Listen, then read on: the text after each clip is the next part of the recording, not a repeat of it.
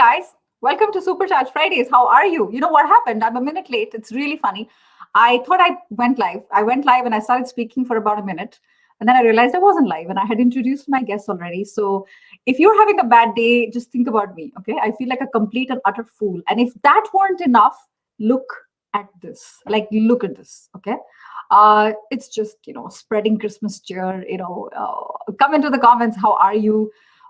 How's it going? We're live in Brussels. We're live on Facebook, YouTube, and LinkedIn. Tell us how it's going. Tell us how your week has been. And I want to say one quick thing before I bring in my guest, because we're going to talk about all things agile. And what I want to say is I have a podcast. It's called How I Got Hired. If you've not heard it before, what are you doing? Like, what are you doing? You've got to check it out. It's free. And I've got these amazing guests, and we talk about how they landed that dream job or how did they change their career. It's a lot of fun. Definitely check it out. How I Got Hired. I never remember to talk about my podcast on my show, considering this is my live stream. Anyway, without further ado, we're going to talk about all things agile. And let me tell you, in the future, when you think of agile, you're going to think of Christmas. Okay, this is just the way it is. And you're going to think of Meenakshi. Meenakshi, very warm welcome to Supercharged. Like real welcome this time because we're live. I can see comments. Real welcome to Supercharged Fridays. Thank you, Sonal. Thank you so much. Good afternoon to you and hello, everyone. It's lovely to be here, Sonal. Like I was saying earlier, when we thought we were live. Oh gosh, guys, we were actually live. We thought we were live. We had a whole conversation. Yes. And then the thing was saying it's showtime, and I'm like, okay. Talk about embarrassing. Smiling through embarrassment, but no, Meenakshi, it's lovely to have you. As we all know, we're meeting people. It's 2020. We're meeting people on LinkedIn, right? Where else are we meeting people these days? Yep. So Meenakshi and I met on LinkedIn. I've been following her. She's been following me. You know how it is, the whole stalking thing. We all do that. I reached out a couple of weeks ago. I'm like, dude, you got to come on the show. We need to understand this whole agility and all these fancy schmancy. I don't know about you, but I feel a bit FOMO when I read these words. So here we are today.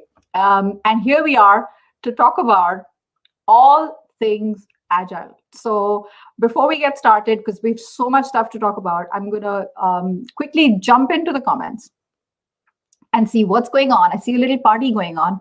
Merry Christmas. Hey, Jared, this is the new friend on LinkedIn user. Yeah, Ira, we've got our regulars here. Lovely to see you, Risto. It must be freezing there, I'm sure. Jasmeet, very warm welcome. Hussein. Hey, Smita. Smita is one person we both know. Lovely to see you. Hey, Brenda, I think you're in Mumbai. Lovely. Fantastic. We've got a fun crowd here. We're going to have lots of fun. And so before we get into it, I know, Meenakshi, you have a firm called North Star Solutions and Services. That's right. So tell us a little bit about yourself before we get started and how you jumped into this whole agile thing.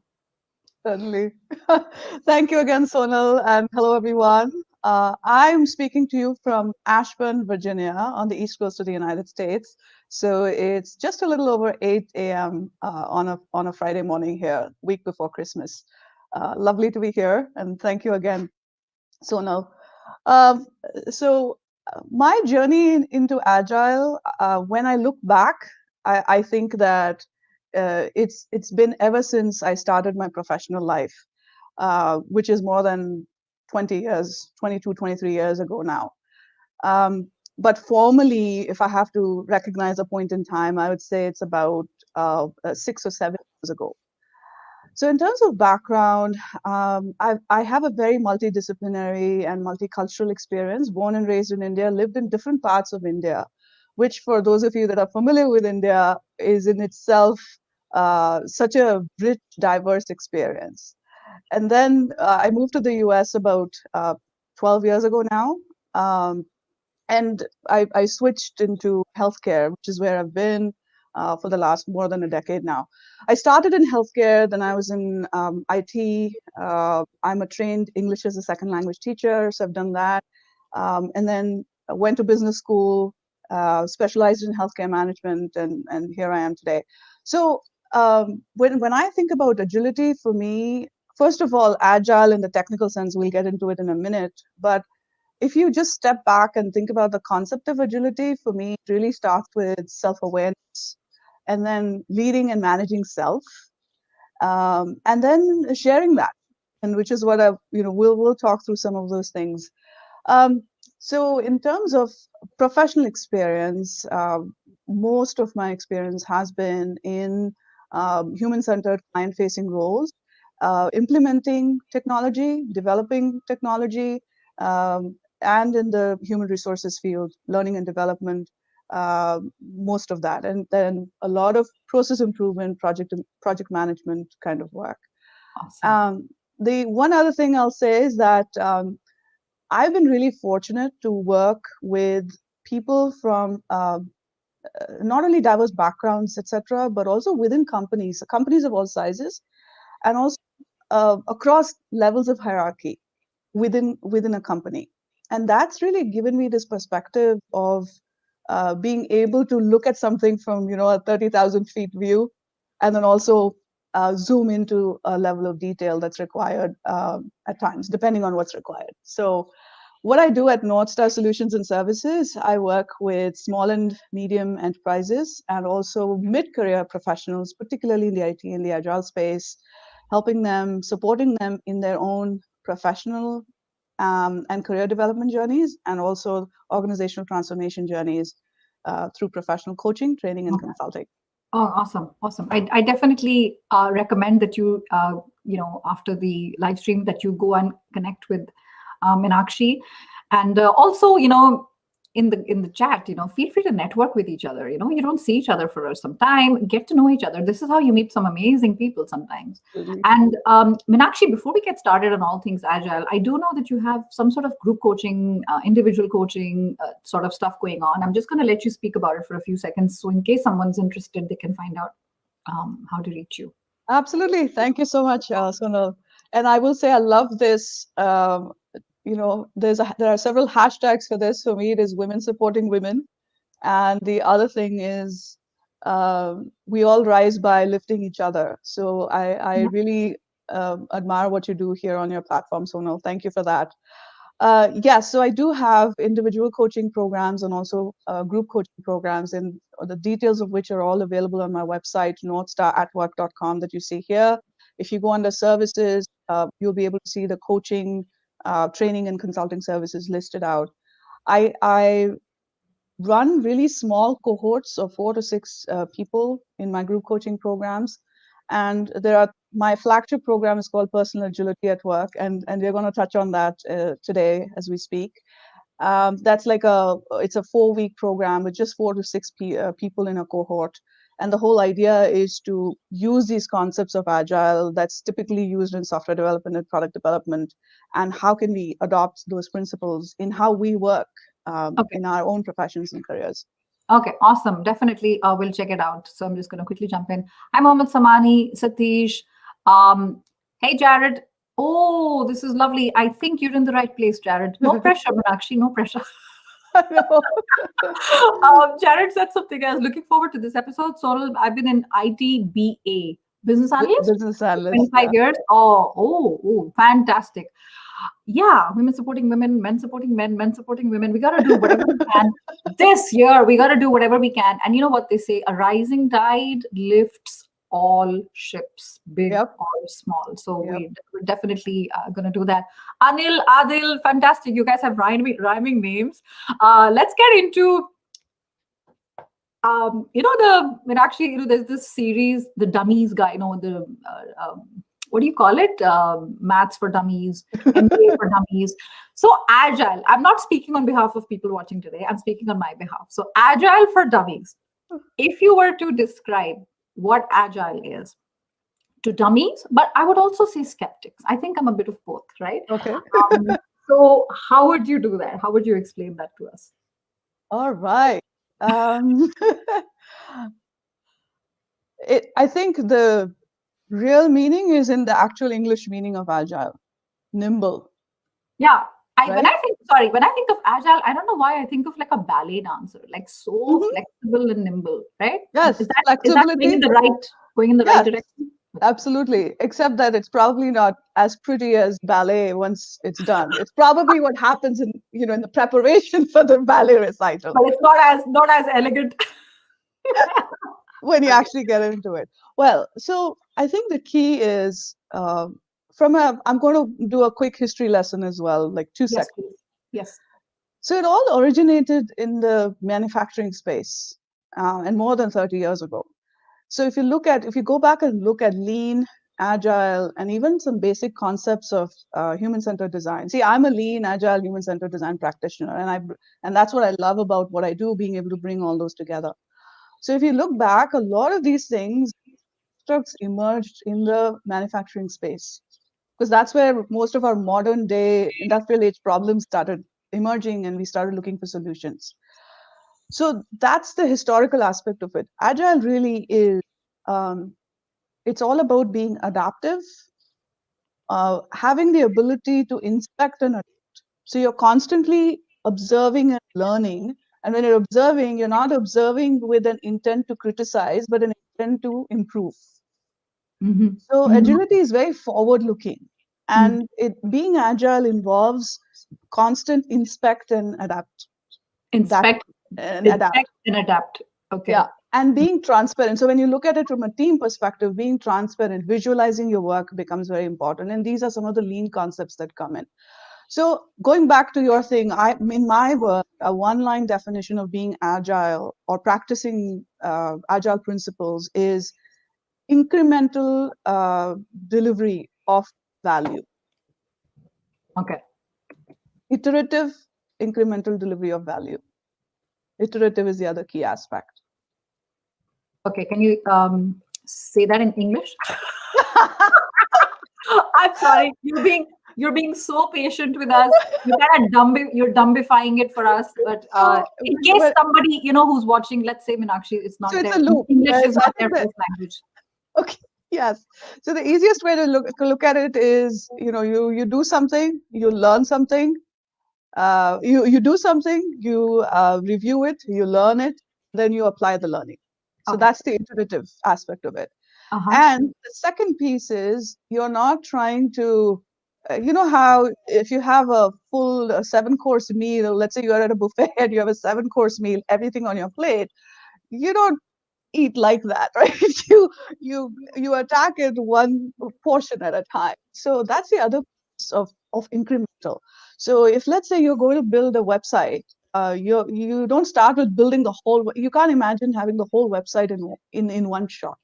You're going to build page by page, for instance, and you're going to increase what you're doing and add value. So iterative is one aspect, incremental is the other aspect. I see. Got it. Got it. So because I was just thinking on behalf of somebody who's watching for whom English is not their first language, it's not a bad idea also to see these words in the dictionary, because that's exactly what Meenakshi is talking about. And iterative as well as incremental, and then you're saying you're testing. I'm guessing you're testing. Yes. You have an Yes. idea, you have a thought, you're testing it. It worked, great. It didn't work, go back. And then it sounds like, Meenakshi, it's a cycle. It is. It is. It never stops. Right. And folks that come from the quality improvement, process improvement background will be familiar with this acronym of PDCA, which is plan, do, check, act. Plan, do, PDCA. yep. Plan, do, check, act. Yeah. Right. So it's the same constructs. And Jared, I see the comment here: empirical pillars of transparency, Yeah. inspection, and adaptation. Yeah. Absolutely. And that's Fantastic, Jared. Please come and educate us as well, because I think we all learn from each other. And you're saying you're in the midst of it, so super happy that you're sharing that. And there's one more thing you said, Jared, which I saw. Agile is being agile. Totally, I totally understand that. And MVP. What do you think about yes. that? Actually, minimum viable product, Correct. bare Yeah. minimum, bare bones. Get started. Yep. Absolutely.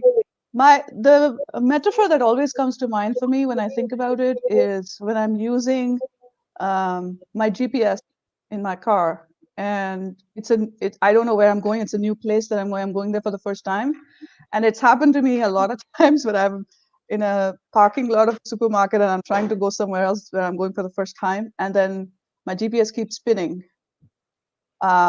I've got to actually go somewhere. I have to start moving for the GPS to start working. So so to me, that's the starting point about being agile, that you have to, it has a very strong bias for action. And I love I it. will caution that a lot of times when organizations transform, or if they're going through a agile transformation initiative, in my experience, one of the first misconceptions of being agile is, oh, agile means there's no planning. No, no, no, no, no, Ah, no, no, no, no. That's a big challenge to overcome. okay. Agile doesn't mean do away with planning. Agile just means that do the work and then keep,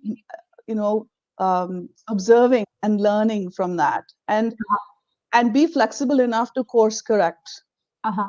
Uh-huh. So that's the key in agile. And agile was really it originated in the modern day. What we know, it originated in the software development world as a um, as a viable alternative to what is otherwise known as the waterfall method of development, software development. Okay. Okay. Which in waterfall, as you can imagine, the visual, it's one step and then the next step and then the next step. So you start with analyzing the problem, then you design a solution, then you develop it, you test it, and then implement it. And let's say that whole process takes about months. Uh, Many a times the client would say, well, that's not what I asked for, because time has passed, needs have changed, realities have changed, and what better example than What 2020? better example than 2020? Yeah. So there was realization there is a lot of waste that's happening in terms of effort, time, money, all of that. And so that's how these constructs of agile came along. In fact, fun fact for those of us who are into this kind of trivia, this February of 2021 will be 20 years since the Agile Manifesto, since the publication of the Agile Manifesto, I February see. 11th to the 13th. So where's the party? I'm kidding. Oh, it's happening all over the world. No, that's fantastic, Meenakshi. There's lots of praise happening for the examples that you're sharing with us. Prashant, Smita, Ashish, fantastic guys. Thank you so much for being here. We know it's not an easy time. Everybody's busy with doing stuff. Appreciate you guys being here. Hello, LinkedIn user. Maybe it's Bob. I'm not sure because he always has that privacy setting. Absolutely do the work. I love the fact that it's focused on action and less on thought. That armchair criticism and theory, as opposed Well, to sort of getting things done. Yes, I agree, but I do want to call that out on that one, Yeah, Sonal, is that there is thought, but the thought is with the intention to always being open to new ideas. So it's not like you made a plan and it's etched in stone that you're not going to go back and change it. yeah, no, absolutely. Right. So in Waterfall, what happened was once the planning was done, the gate was closed. And then it was about, oh, we said this, so we are going to do this, whether or not it is still relevant.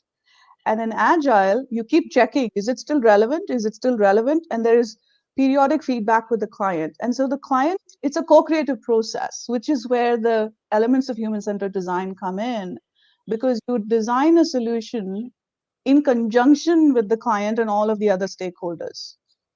I got it. I got it. Right? No, So you don't definitely. close the doors on anyone. Yeah. Okay, I got it. Fantastic. Makes sense.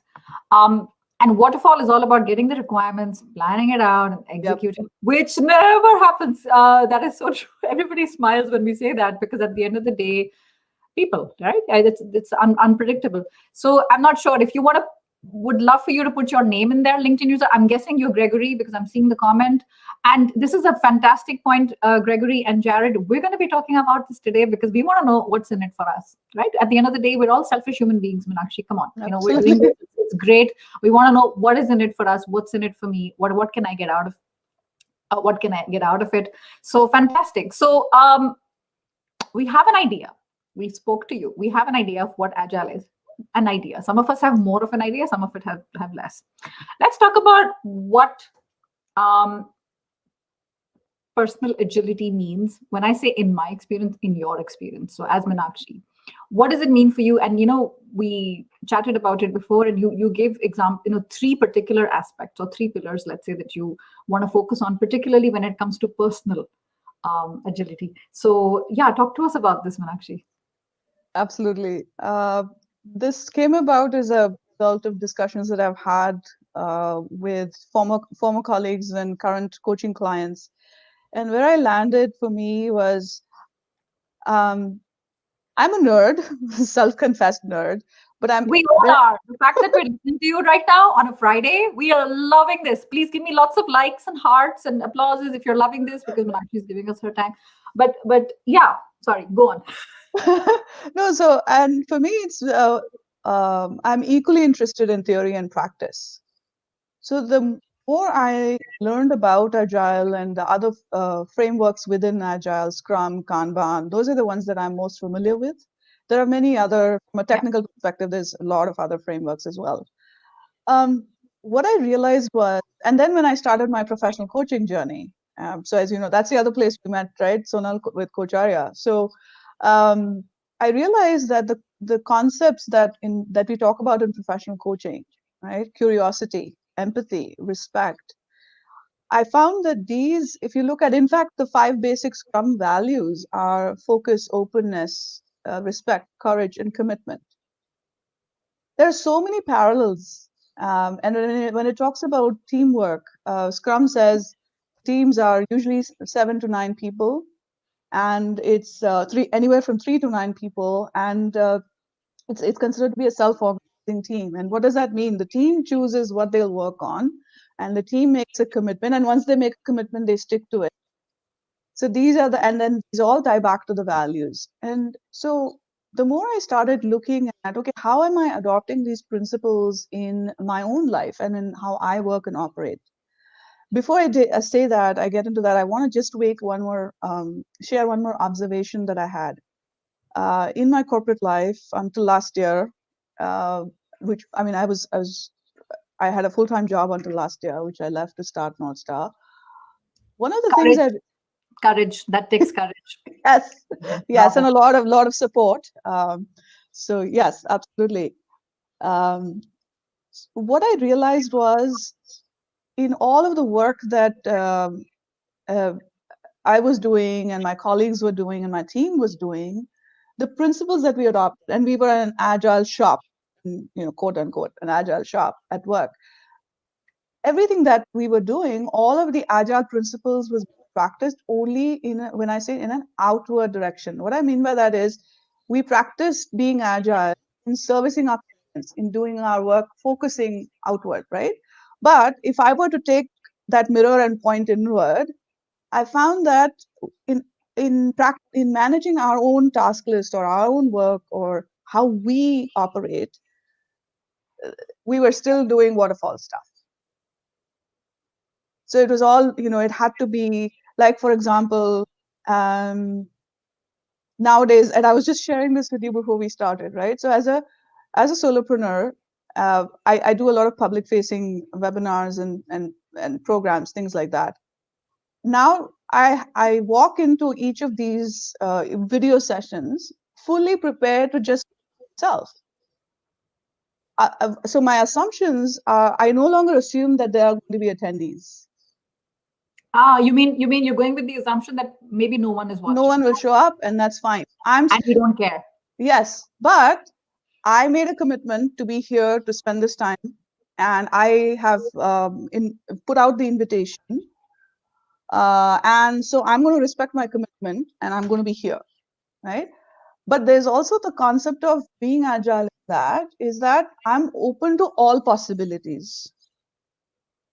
If I walk in saying, oh, I have 5 registrations, all the 5 people are going to show up, how I show up will be affected if none of the 5 show up or if only one person shows up, right? So to me, that is how I practice being agile in my own business, for example. Yeah. So going back to the 3 aspects of personal agility, for me, what I've boiled it down to is really self-leadership, because you are the most important person that you'll ever lead. Can you elaborate on this? What does it mean? So one example could be if you make a commitment, you lead yourself.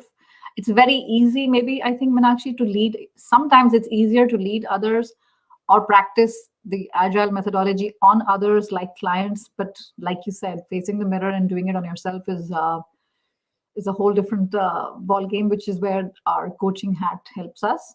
Absolutely. And what are the other ways when we say self-leadership? What does this mean, particularly for someone watching today who's either a job seeker or ambitious career professional? How do you show up in any situation? It's easy for us to, this whole thing around pointing fingers, right? The three fingers pointing at you business, right? I know Yeah. it's a very, Yeah, it's yeah, as cliched as it sounds, there's so much truth in it. yeah. In any situation, job seeker, I would say I've been like a perennial job seeker, especially when I first moved to this country. It's so easy to put yourself in a position where you are at the receiving end of everything. Nobody's hiring me, nobody's giving me a job. It's so hard. To flip that around and say, what am I doing? How am I showing up? Am I living in my values? Am I standing in my values? What I mean by that. So again, these are all there's no rocket science here, right? How I approach the first meeting with a recruiter. How do I come across? Do I carry my authenticity with me wherever I go? What does that mean? So for example, if I claim a few skill sets in my resume, am I able to speak to it confidently? Mm. And Mm. and am I upfront in saying, okay, you know what, I've done this, but I've not done this. However, this is how I know I can get there. So, for example, in my past life, my first job, by the way, here in the U.S. was that of a barista, because there Oh was my gosh. Oh my gosh. yeah, I love that. I need, in case somebody missed it, Meenakshi is this Agile Scrum leadership coach, done all kinds of IT stuff, implementation stuff. She started out in the US like an immigrant, like a lot of people. And you're saying you started out as a barista in a yep, in a cafe. yes, Did you love yes, it? Did you hate it?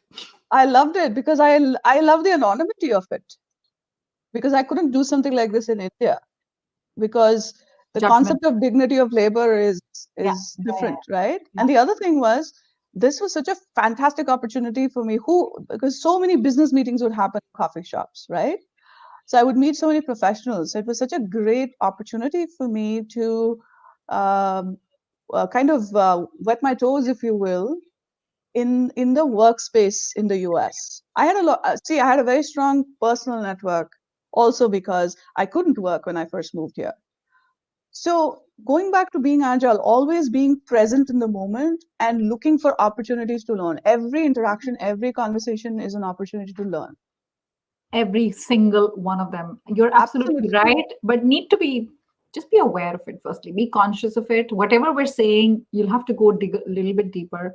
And one thing I said to Meenakshi before we hit live was, let's look at clear like stories and examples, because then these things come to life. Fantastic. So the first aspect is self-leadership. Before you look at what's happening in 2020, what's happening with the president, what's happening with all the bad things in the world, whining and complaining, stop. What can you do? Pick up the pieces. What can you do? And then it's exactly like Jared said, how do you show up? So no, this is fantastic. I'm going to go in because there's some chatter going on in there, and I want to quickly go before we go into the second principle, because I think there was a question in there as well. Definitely, we're talking about how you can apply those pillars to yourself. Prashant, so fantastic. Thank you so much for being here. And there was another question. Yes. So waterfall, right? I think Jared is answering a question, because there was a question about, can you still apply? I'm not sure if I can find it. I'm losing myself yeah. I don't know who this is. Please put in your names. You're like little, James Bond spies. Are there any situations where you think waterfall still makes sense, Meenakshi? In my experience and understanding, first of all, yes, the answer is yes. Yes. Because I'm a firm believer that, and this is why I'm very pained when I see agile being treated as a buzzword, because it's not. It's not a one size fits all approach. not everything can be agile. So the first question to ask really is, and in fact, I posted something 2 days ago, and there was a comment on there where somebody said, you know what, the first question needs to be, does it have to be agile? Is agile the answer? And I think it's not.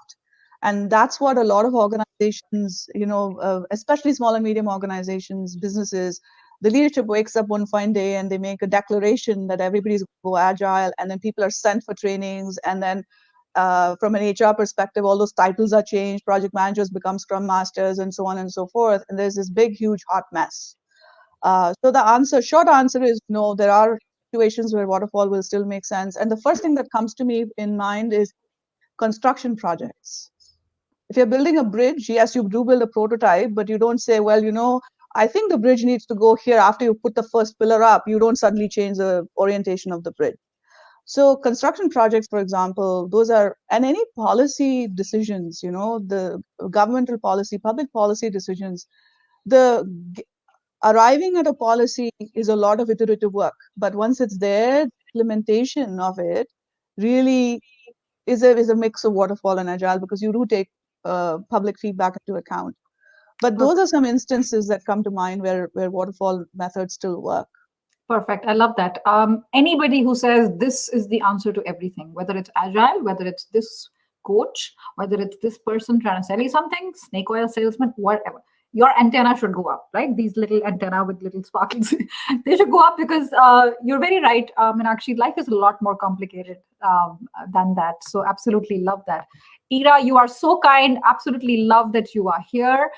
Jared, wonderful. I love that you're so engaged and you're summarizing all of this for us. Even if people have a higher level of agility knowledge, we're all on the same sort of playing field. So really appreciate it. And exactly, how do you show up? And, I wanted to say something else about interesting comment about, yeah, Ashish, a lot of us who go live, we have an anxiety. We used to have, I think, and actually, it's work right in the beginning. Like, what if nobody's there? What are people going to think? What are people going to say? Actually, no one cares. That is true. Except us, right? We really, really care. Hey, Virginia, I don't know if you're watching. Absolutely love that you are here. Know thyself. Who said it? Was it Aristotle? Or was Probably. it Marcus Aurelius? It's the one thing that I honestly think that we can't have enough of. Saudamini, yeah, the anonymity aspect. And hey, Andy, I'm having a lovely time. Lovely people here. Andy's in Chicago. It's like you're next door for you, Virginia, Yes. Chicago. It's like right there. I wonder if there are any like burning questions, because if you guys have any burning questions, please feel free to bring them up here.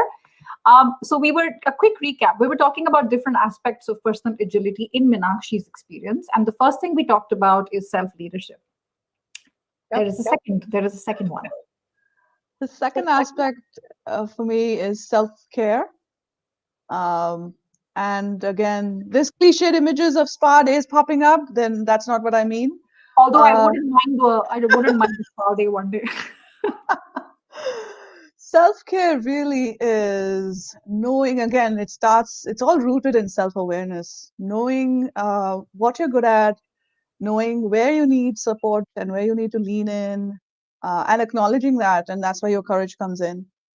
And then understanding what your constraints are. So going back to my barista experience, there were many reasons, right? One is I didn't know how to drive, because I've always used public transport when I was in India.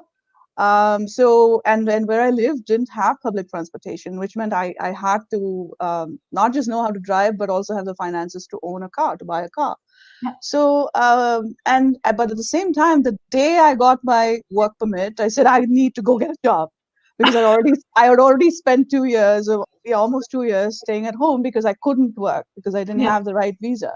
Yeah. So I did what the first thing came by. And there's no shame. And that's the thing. How do you view yourself, right? So self-care is all about the dialogue that you have with yourself and inside of yourself.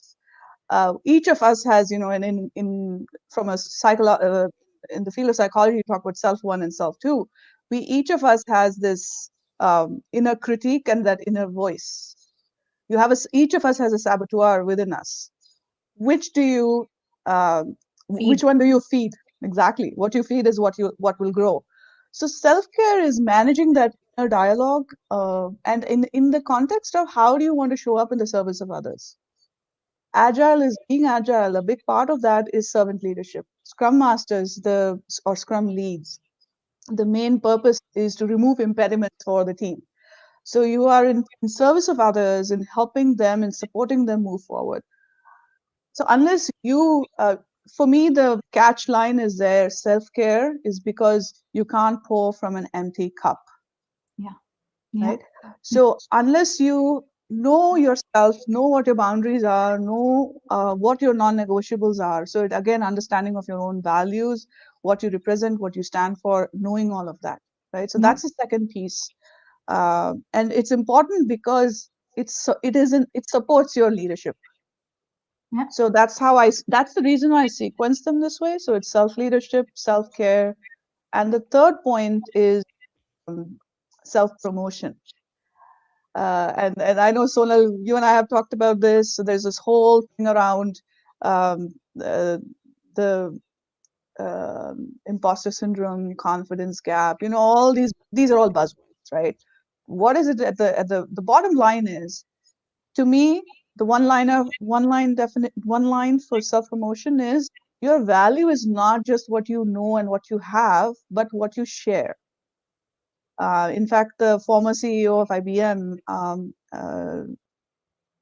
blanking out on her name, Oh yeah, I know, I know. Ginny, Shet- Ginny Rometty. Rometty. I was thinking Yes, Shet. Yeah. Virginia Yeah. Rometty. She talks about this quite a bit, and that's the whole idea. And how does it relate to Scrum teams, for example? You're collaborative, you're self-organizing, you're self-managing, which means that what whether it's a project risk or whether it's something to celebrate, it goes back to the empirical pillars of transparency as well.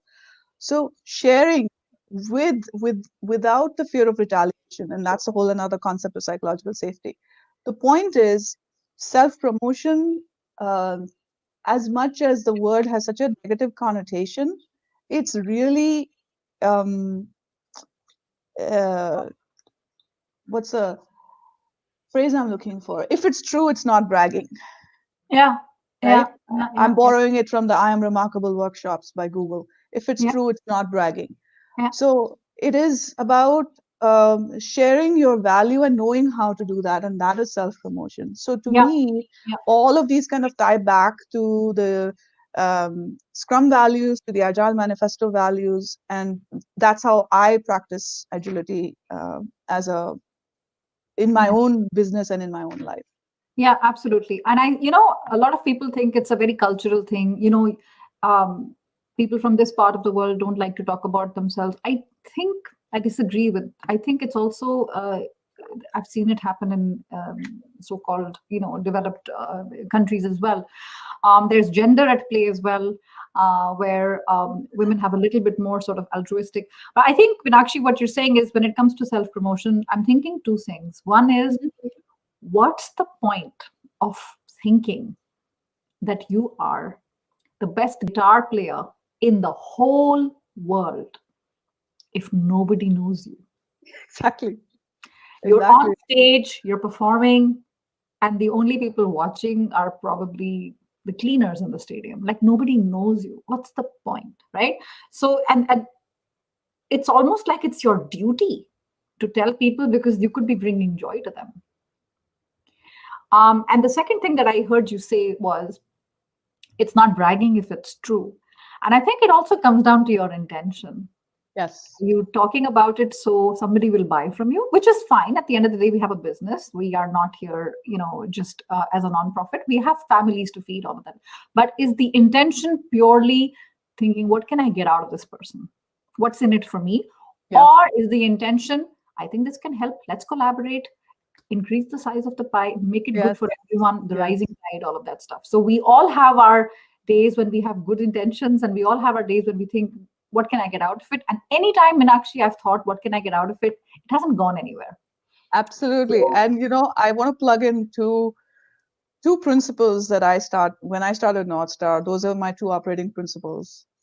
They still are. Number one, give before you get.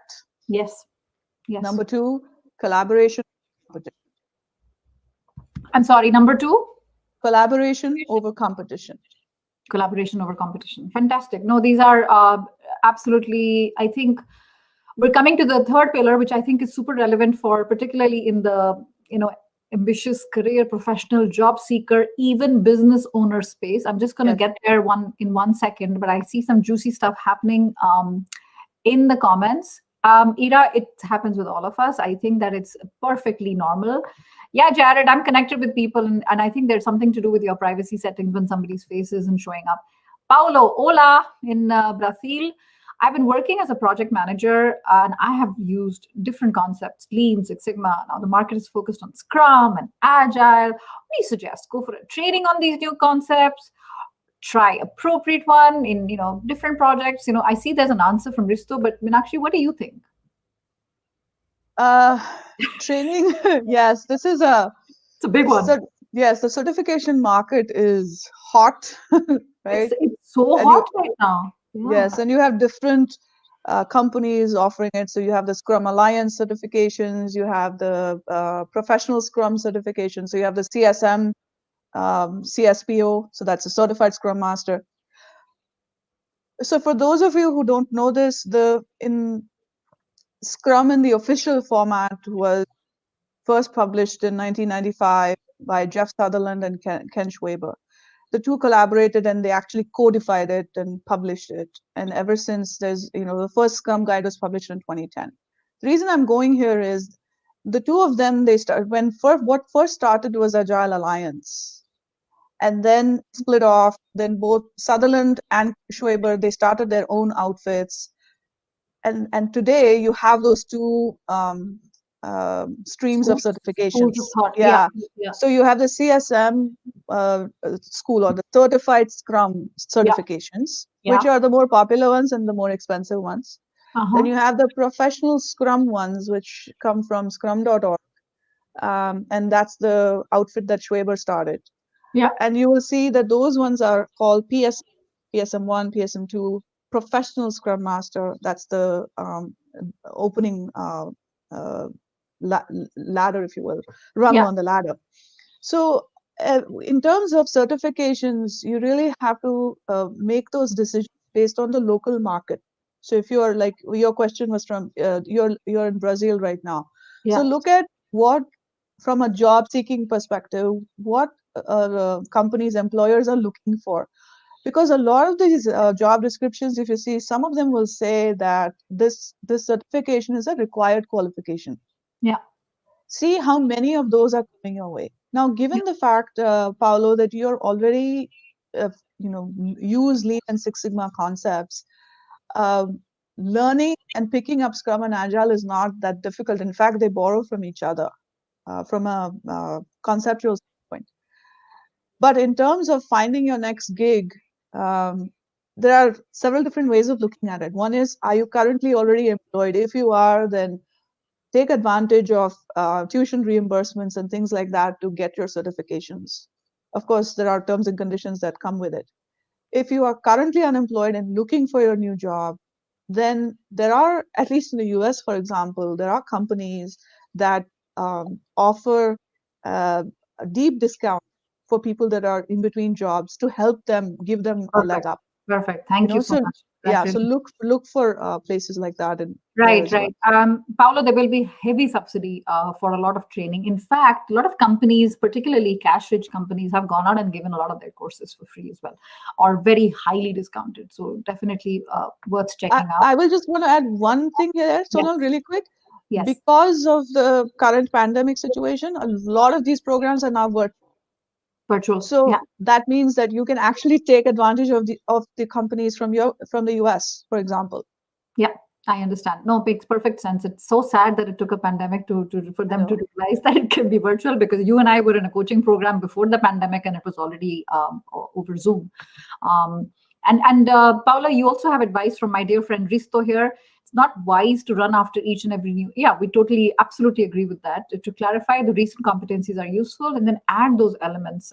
And Paolo, highly recommend that you check out Risto's work, because Risto talks about this in a little bit more detail. And a So, few other resources for job seekers are meetup groups, agile meetup groups. There are plenty. Go to meetup.com, uh-huh. plug in your local zip code, and try to look for Agile Scrum groups. There are plenty. So that's one way. There are lots of LinkedIn groups. There's an Agile Scrum coaching consulting LinkedIn group. Okay, excellent. These are all places for free but competent knowledge. Knowledge, and not to mention meeting other people. Networking, yes, and Which is fabulous.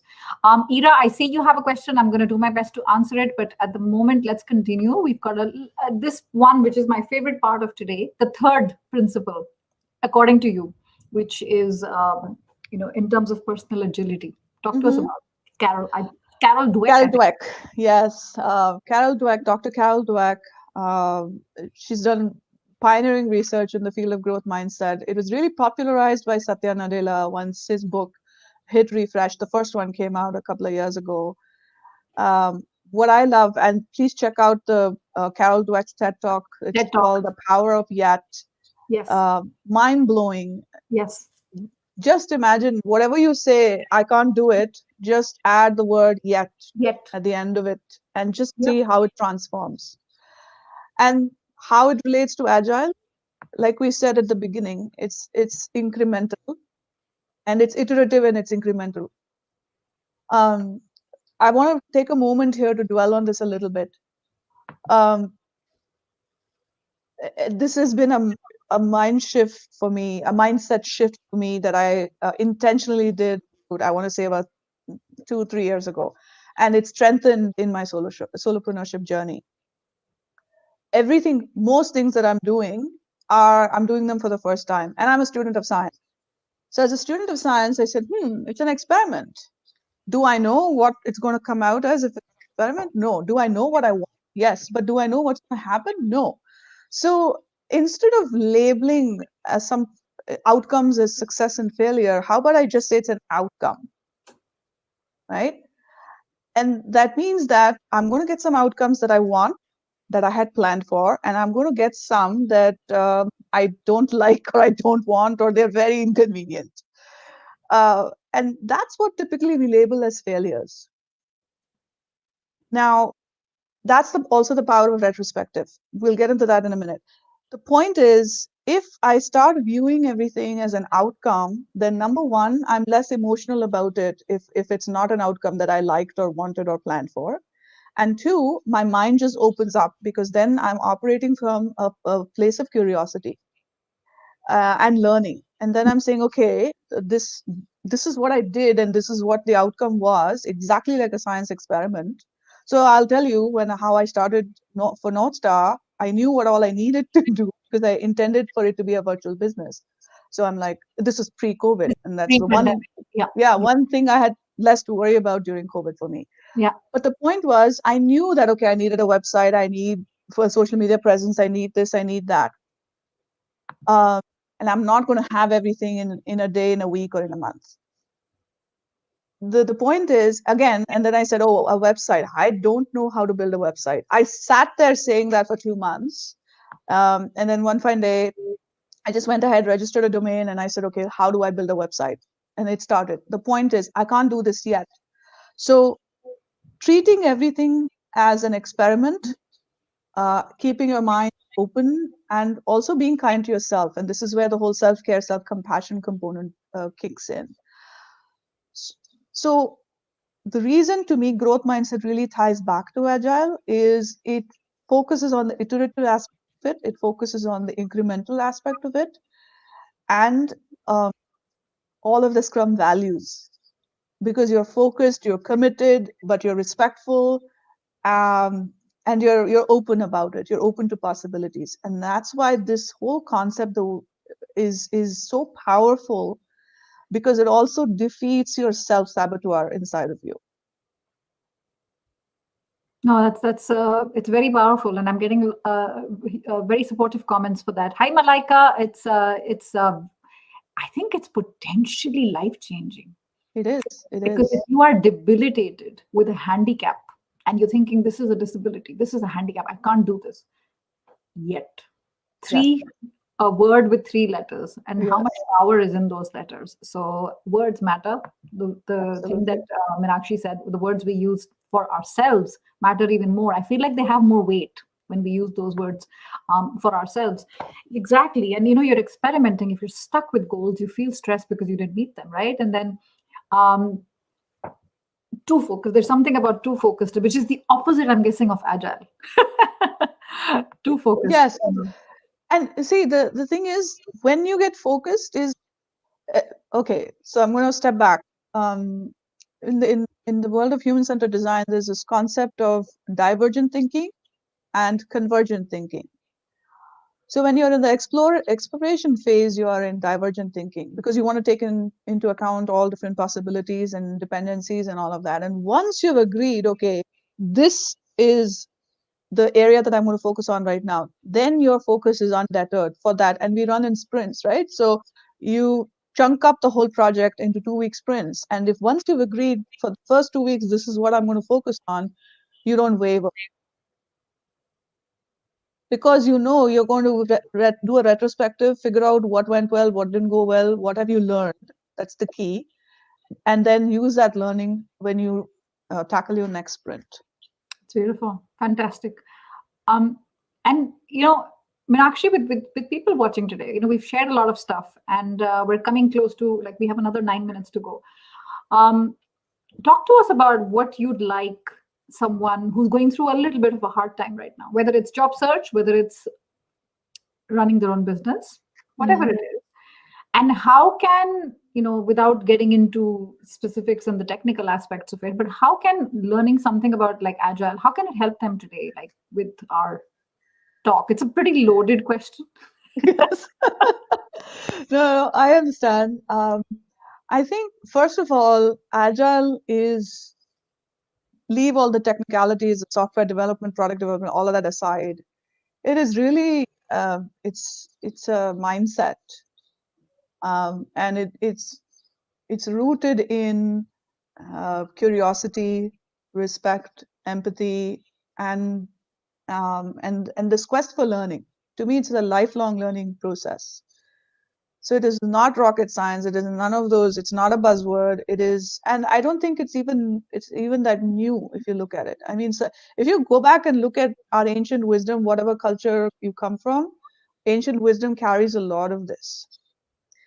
So if I wanted to codify it, I'm going to go back to this post, which was actually inspired by this prep conversation that Sonal and I had. 5 points, right? Number one, visualize your entire plate. Now, your plate can be anything. If it's your job search, if it's your career, whatever it is, your business, visualize your entire plate. What is that? What do I mean by that? All of us have these lists in our head. Put it out. I'm still old school. I write things down in a diary. I don't do post-its. You can do post-its, whatever works for you. Put it in Excel, whatever it is. Visualize your work. Yeah. And that's what I mean by visualizing your entire plate. So that's Then step one. step one. Mm-hmm. The second step, continuing with the plate analogy, chew Yeah. on one portion at a time. So that portion is your sprint that you're running. So when I built, for example, when I was starting off with North Star, when I built my website, I had the concept and that was my plate. And then I said, okay, first I'm going to focus on my landing page. What do I need for that? Next, I'm going to focus on my services page. What do I need for that? And everything was iterative. Now, if I Right. go back and look at the first website I created in January of this year, my current website looks nothing like that. So everything, see, that's the other thing. We make the mistake of attaching finality to anything and everything that happens in life, right? And if you go back to ancient wisdom, so in my case, if I go back to the Bhagavad Gita, you learn that impermanence is what it is, right? Nothing is permanent. You don't touch the same water twice. So if we if we take that approach, then you are really leaning into the power of the mindset, right? So chew on one portion at a time, see how it feels, and then you figure out which other portion what next you want to eat on your plate, right? The third step, manage your attention. It's not about time management. Maura Thomas, she's written this great book and done a lot of work on attention management. Maura, check out her TED Talk and her book. Work Without Walls is one of her books. Your energy goes where your attention goes. Attention flows. Right? So, and Tony Robbins talks about it as well. So the key is you can have the best looking calendar with all color codes, but what, like right now you're attending this, if you're multitasking, then your attention is split. The brain takes up to 20 to 23 minutes to switch between two cognitive tasks. So doing dishes, listening to music, totally different ball game. Being in a meeting, replying to other emails, cognitive tasks. So be focus your attention. So manage your attention, not your time. The fourth thing, control your blast radius. Think the science experiment, building a volcano with your kids for your science project.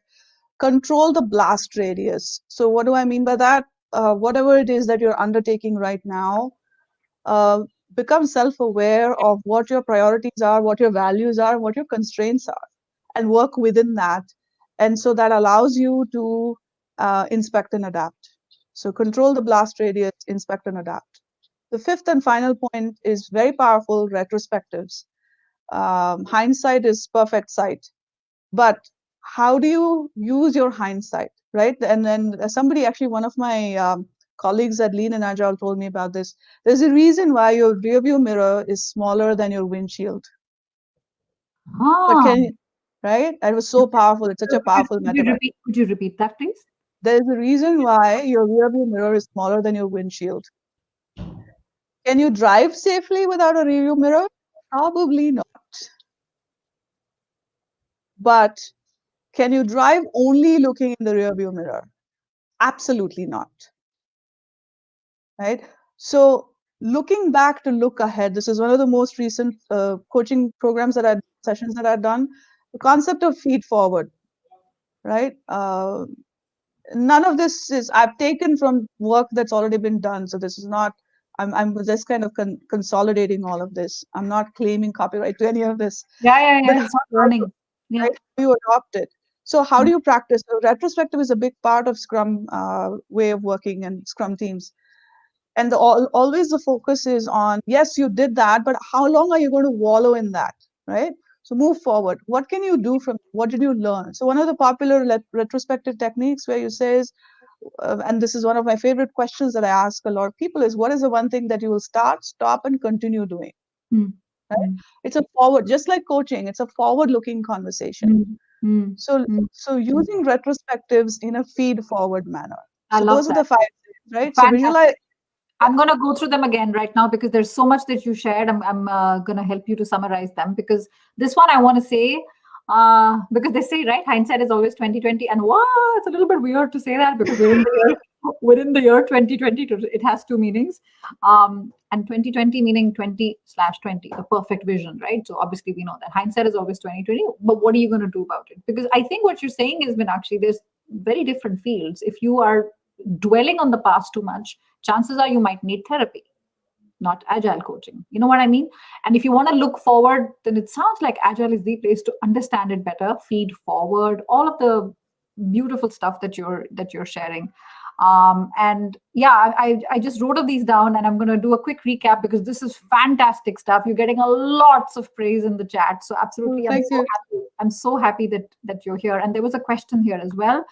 Yes, Jared, she's amazing. You should definitely connect with each other. I think you'll have like fantastic stuff to share. I love like my mind just blew up with that rearview mirror analogy. And lots of people talk about this, in some way or the other. Tony Robbins, Hal Elrod, and I know Lauren loves her Post-its. So here she's going to put it in her Post-it. I know, Lauren, you have a wall of Post-its and it reminds you, and do whatever works for you. Yeah, exactly. Robbins talks about it, and there is something obtaining number of hours can be challenging. Yes, Ravindra, what are you going to do about it? What are you going to do about it? Is that a question? What are you going to do about it? Thinking about feed forward, right? So, and Ira, you had a question in here. I don't want to like give you like this babysitting answer. You had a question about wrapping up the year with a post, what you've learned and implemented. How can you not make it look braggy? I would like you to answer it, Ira, because we're talking about self-leadership, self-reflection. And if you've got something from this session today, it would be a gift for us. If you can wrap this up, our discussion with a summary and what you're going to do about it. It's almost like you're, having a public proclamation, because once it's out, you feel more responsible. Like you're going to actually, like you said, Meenakshi, you're actually going to meet those deadlines. Yeah, and one other point to Ira's question is really one way to look at it is, what are you offering to people by sharing what you've learned and implemented in the year? So that's, to me, is one way of looking at making it look like not bragging. Yeah,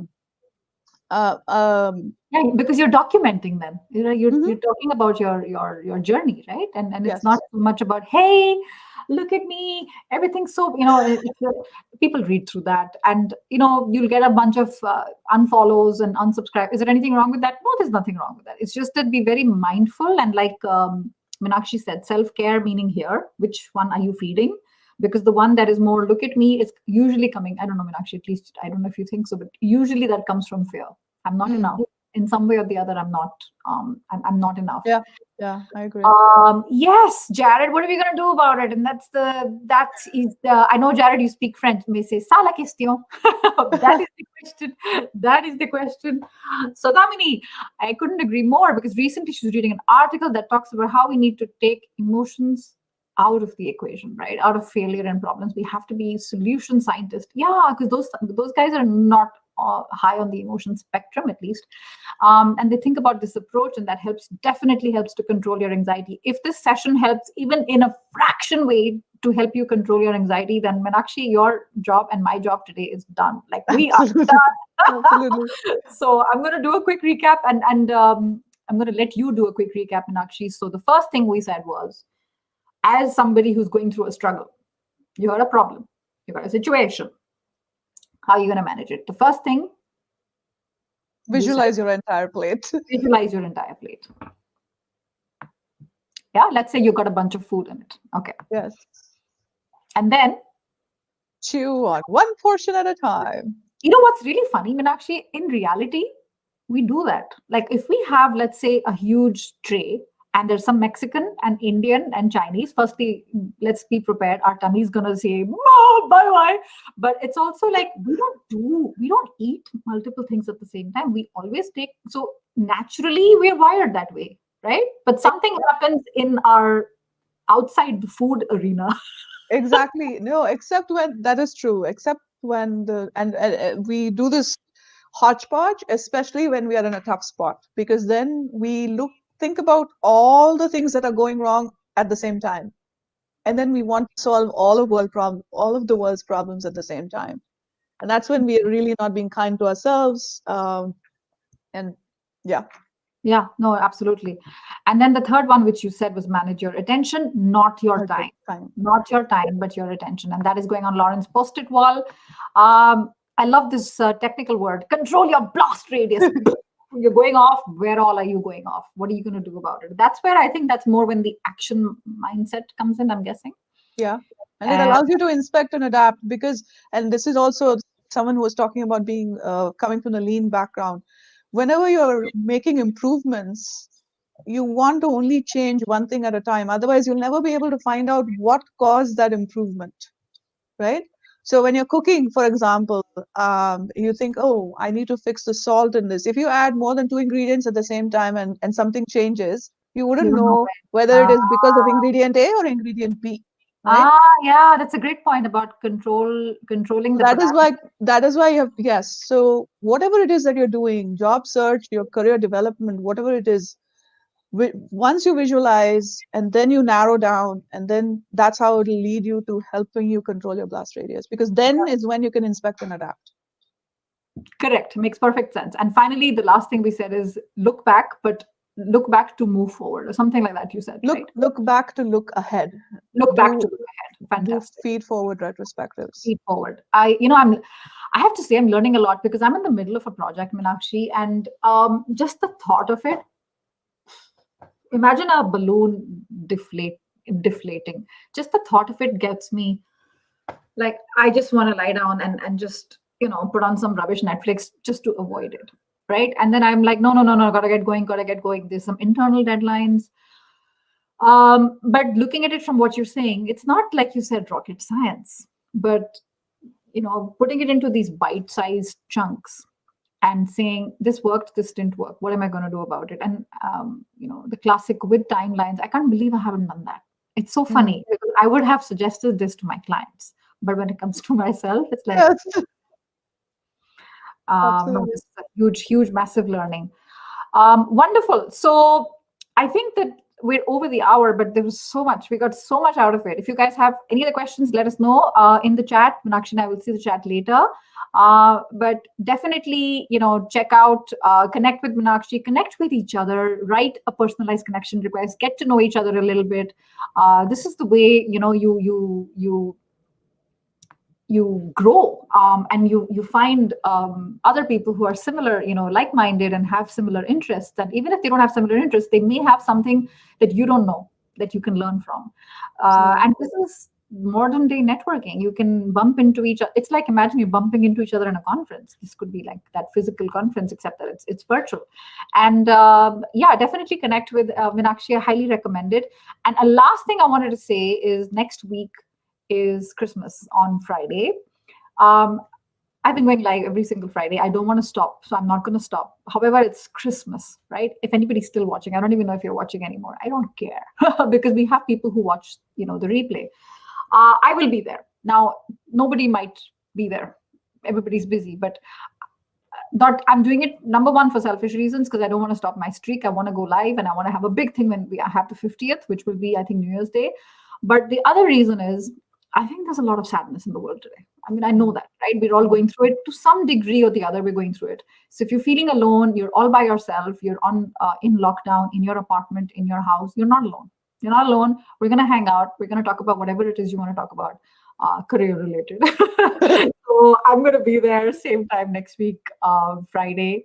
And till then, I just want to say, Meenakshi, this has been so much fun, so much learning. I didn't expect anything less. So I'm so grateful that you came today. Absolutely. Thank you so much. And, I just want to close out by saying, stop starting, start finishing. Okay, hold on. I'm spelling a tweetable. Stop. Oh my gosh, you keep giving. You are like a gift that keeps on giving. And you got like these gifts under you, these photographs of gifts. Stop starting. Start finishing. Start finishing. Again, this is not an original. It's something that's said a lot in the Agile space particularly. And it's one of the core Kanban principles, which is another Agile methodology of a framework. So, and this is what leads to and I realized that, especially because it's coming to New Year's time, a lot of us think about resolutions. 15 kilos, 10 kilos. Yes.